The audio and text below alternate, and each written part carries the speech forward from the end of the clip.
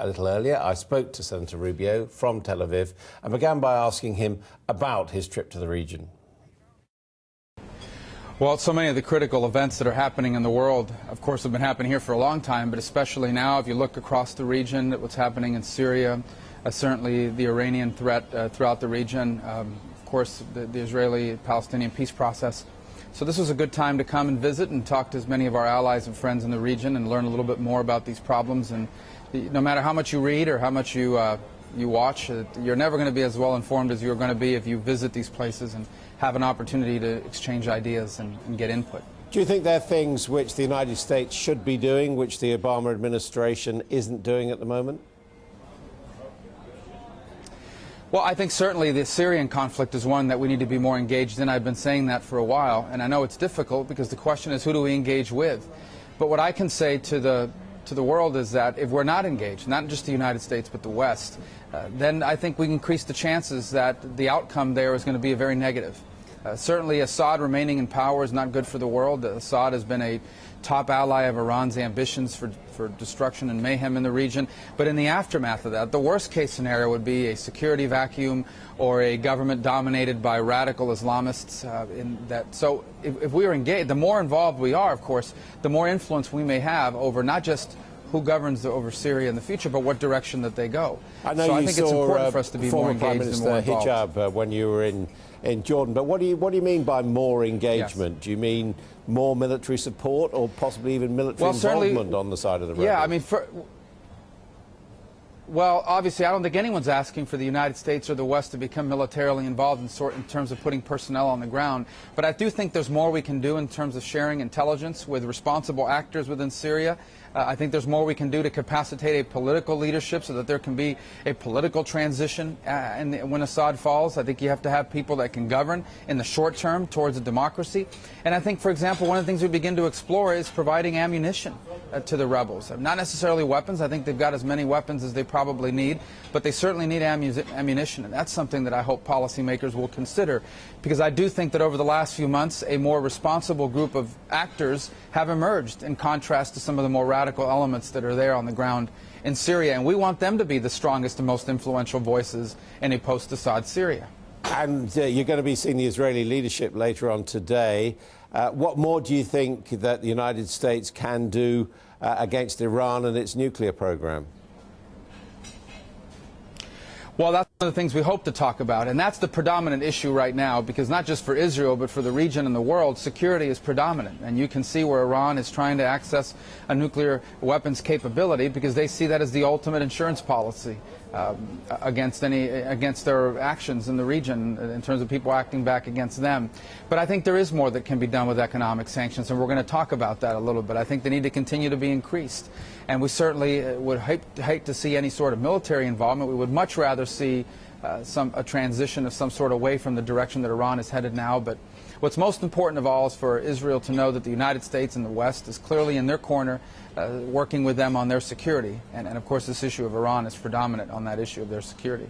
You say that, although there is a perception that Israel, when it comes to the Middle East peace process, is losing a lot of sympathy in the West because of its determination to continue with the settlement program viewed as illegal. What will you be saying to Prime Minister Netanyahu when you see him about that? Well, I'm encouraged by the statements he's made very recently about the need to move further on those peace process. Obviously, I think there's a Palestinian component to it that not enough attention's been given to.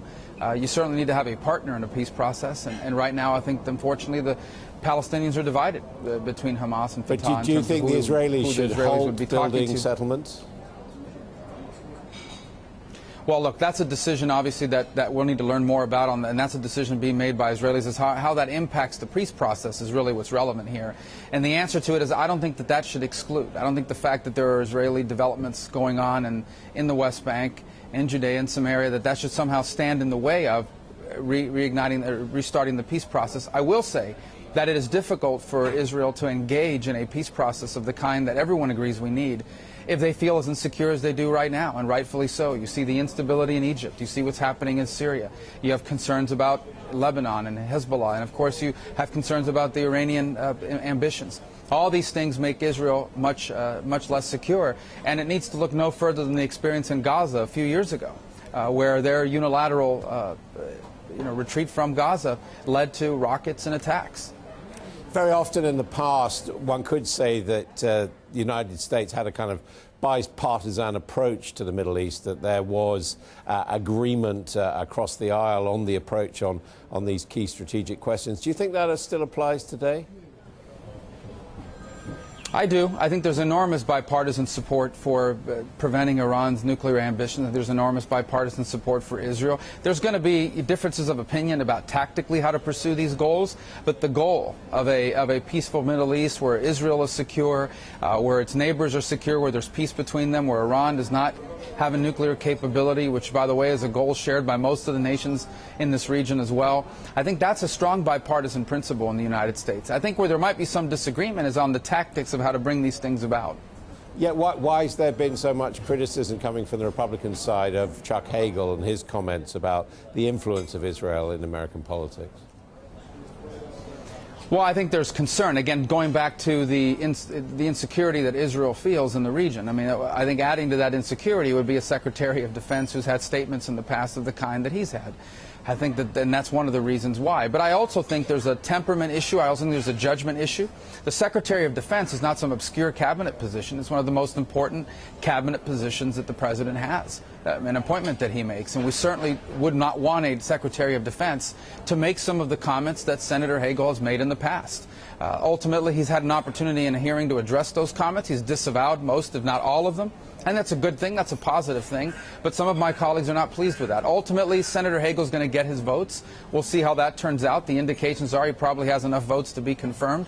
But hopefully through this process, he has learned that some of these statements he's made in the past could be damaging if he makes them as Secretary of Defense.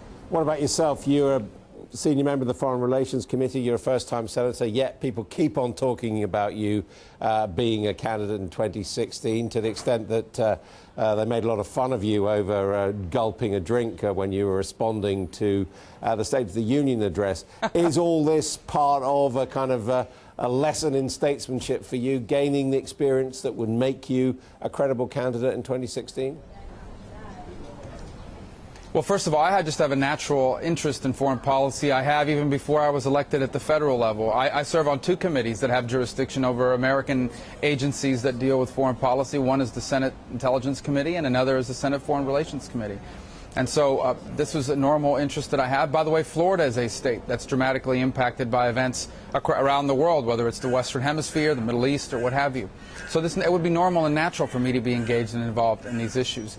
As far as my political future is concerned, what I've said repeatedly is that I have a job right now. And if I do a good job at the job that I have, I'll have options in 2016, whether it's to run for re-election or go into the private sector or run for something else. That decision is not one I need to make today, and I haven't made today. So we'll see how things play out. But right now I have a good job, an important job, and one I intend to do as well as I can. And that whole drink business, you've turned it to your advantage.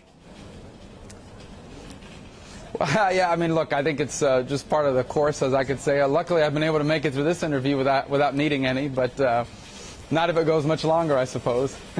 Yeah, it's thirsty work in the Middle East. Thank you very much indeed for joining us, Senator Rubio. Thank you.